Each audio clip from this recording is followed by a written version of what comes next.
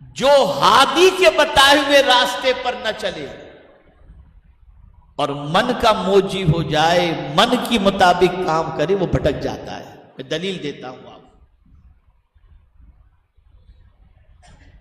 عالم ارواح کے اندر اللہ نے ساری روحوں سے پوچھا الست بربکم، کیا میں تمہارا رب نہیں؟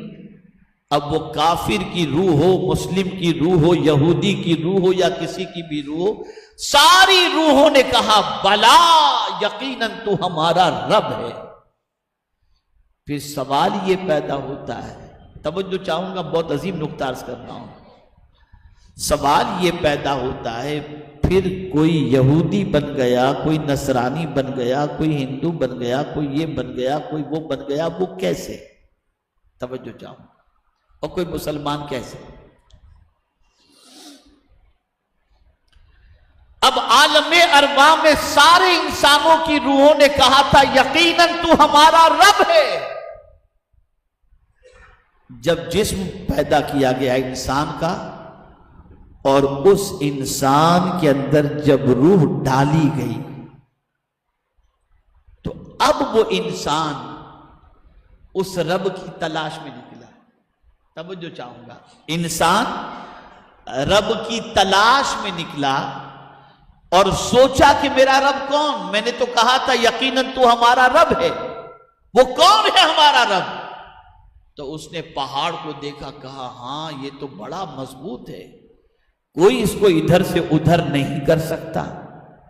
اپنی عقل سے سوچا، کہا یہ طاقتور ہے، جھک گیا اس کے سامنے، کہا یہی رب ہوگا. اپنی عقل سے سوچا نا، تو پہاڑ کو رب دیکھ سمجھ بیٹھا. کسی نے سورج کو دیکھا، اللہ اکبر، یہ سورج جب نکلتا ہے تو پوری کائنات کو روشن کر دیتا ہے، اتنی روشنی والا یہ سورج، یقیناً یہی رب ہوگا. اپنی عقل کے گھوڑے کو دوڑایا اور سورج کی چمک کو دیکھ کر سورج کو خدا سمجھ بیٹھا. کسی نے چاند کو دیکھا، خدا سمجھ بیٹھا. کسی نے سمندر کو دیکھا، اسے خدا سمجھ بیٹھا، کیونکہ وہ اپنی عقل سے خدا کی تلاش میں نکلا. توجہ چاہوں گا، اپنی عقل سے خدا کی تلاش میں نکلا، بھٹک گیا. اب میں آپ کو اس کو تھوڑا سا اور سمجھاؤں. کسی نے آگ کو دیکھا، کہا یہ جلانے کی طاقت رکھتی ہے، یقیناً یہ خدا ہوگی. لوگ آتش پرست ہو گئے، ساری چیزیں. لیکن اب آپ دیکھیں، آگ کی پوجا کرنے والے، پرستش کرنے والوں کے لیے اللہ نے پانی بنا دیا. اب پانی آگ کو بجھا دیتی ہے، پانی آگ کو بجھا دیتی. تو لوگوں نے سوچا کہ جو پانی آگ کو بجھا دے، یقیناً یہ پانی طاقتور. اب پانی کو ہوا اڑا کے لے جاتی ہے، تو بولے ہوا طاقتور. یہ پانی کو ہوا بنا کر کون لے جاتا ہے؟ کس کی وجہ سے؟ تو بھئی چاند سورج کی وجہ سے یہ ہوتا ہے.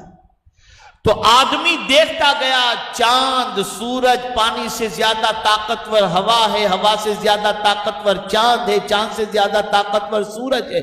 تو سب کی طرف توجہ بڑھتی گئی اور جا کر کے انہوں نے اس کو خدا سمجھنے کی کوشش کی. تو پروردگار نے اپنے محبوب کو ایسی طاقت عطا فرمائی کہ چاند کے بھی 2 ٹکڑے کروا دیے، سورج کو بھی پلٹا کے بتا دیا. اب کہیں ایسا نہ ہو کہ لوگ حضور کو خدا سمجھ بیٹھیں. تو حضور نے فرمایا، اے لوگو، جس خدا کے سامنے محمد جھکتا ہے اسی خدا کا پتہ بتانے کے لیے تو میں آیا ہوں.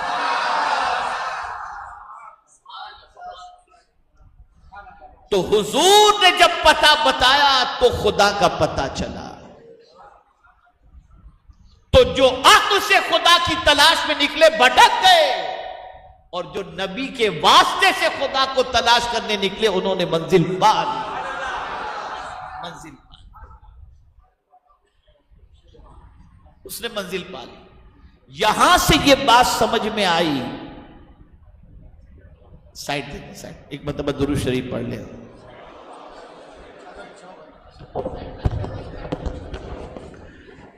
آپ حضرات حضور مفکر اسلام کو اندر تشریف لانے دیں. کوئی حضرات نعرہ نہ لگائے، برائے کرم کوئی بھی نعرہ نہ لگائے. حضور مفکر اسلام اندر تشریف لا رہے ہیں.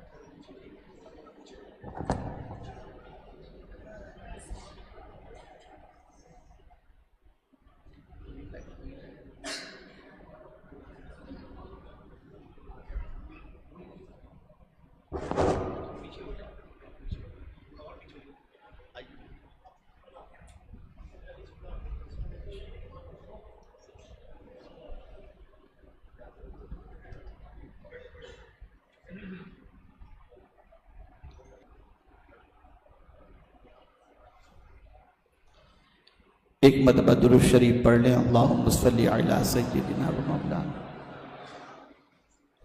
محمد معدن الجود والکرم و آلہ الکرام و ابنہ الکریم و بارک وسلم صلاۃ و سلام علیکہ یا سیدی یا رسول اللہ.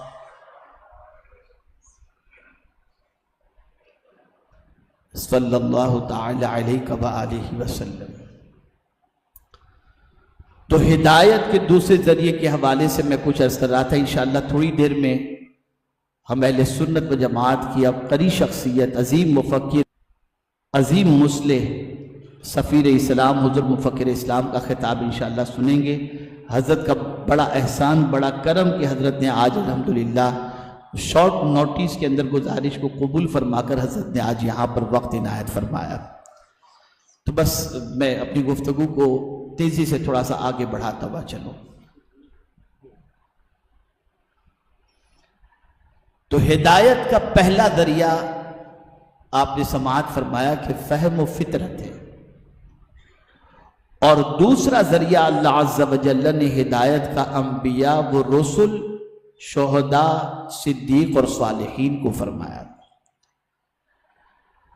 اور آپ نے یہ محسوس کر لیا اور جان لیا کہ جب کوئی عقل سے خدا کو تلاش کرنے نکلتا ہے تو بھٹک جاتا ہے، لیکن کوئی اگر حضور کے واسطے سے خدا کو تلاش کرنے کے لیے نکلے تو اپنے رب کو پا لیا کرتا ہے. اب تیسری چیز جو تیسرا ذریعہ ہے ہدایت کا، وہ ہے قرآن شریف. اللہ عز و جل نے قرآن مقدس میں فرمایا شہر رمضان الذی انزل فیہ القرآن ھدی للناس. میرے پیارے آقا صلی اللہ تعالی علیہ وسلم کے پیارے دیوانوں، اب ہماری ذمہ داری یہ بن جاتی ہے کہ قرآن جسے حلال کہے وہی حلال، اور قرآن جسے حرام کہے وہی حرام. قرآن جس سے دوستی کے بارے میں کہے اسی سے دوستی، اور قرآن جس سے دوستی سے روکے اس سے دوستی نہ کی جائے. قرآن کی گائیڈ لائن کو فالو کرنے والا دنیا میں بھی کامیاب اور آخرت میں بھی کامیاب. بس ایک آیت عرض کر کے میں مائک حضرت کے حوالے انشاءاللہ پھر کبھی زندگی رہی تو اس پر گفتگو کروں گا. یاد رکھیں آج پوری دنیا کا مسلمان اللہ عز و جل کی بارگاہ کے اندر رحم و کرم کا طلبگار بنا ہوا ہے.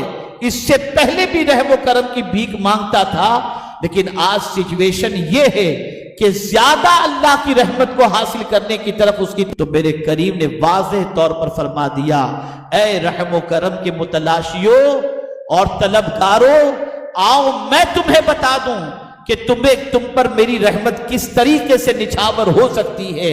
تو قرآن نے فرمایا وَهَذَا كِتَابٌ أَنزَلْنَاهُ مُبَارَكٌ فَاتَّبِعُوهُ وَاتَّقُوا لَعَلَّكُمْ تُرْحَمُونَ.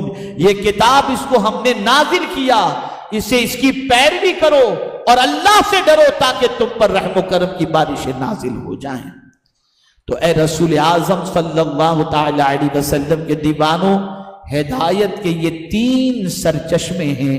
اگر ہم نے ان 3 چیزوں سے ہدایت حاصل کرنے کی کوشش کی اور یہ 3 چیزوں کو ہم نے اپنی زندگی کے اندر جیسے ضمیر کی آواز پر ہم نے لبیک کہا، جیسا کہ ہدایت کے حوالے سے قرآن نے کہا وَهَدَيْنَاهُ النَّجْدَيْنِ فَأَلْهَمَهَا فُجُورَهَا وَتَقْوَاهَا إِنَّا هَدَيْنَاهُ السَّبِيلَ إِمَّا شَاكِرًا وَإِمَّا كَفُورًا۔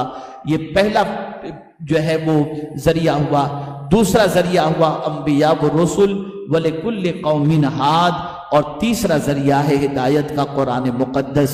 میرے پیارے آقا صلی اللہ علیہ وسلم کے پیارے دیوانوں، جب کوئی ان ذرائع کو سامنے رکھ کر اپنی زندگی گزارتا ہے تو اللہ تعالیٰ اس پر رحم و کرم کی بارشیں بھی نازل فرماتا ہے اور دونوں جہاں کی بھلائیاں اس کے دامن میں ڈال دیتا ہے۔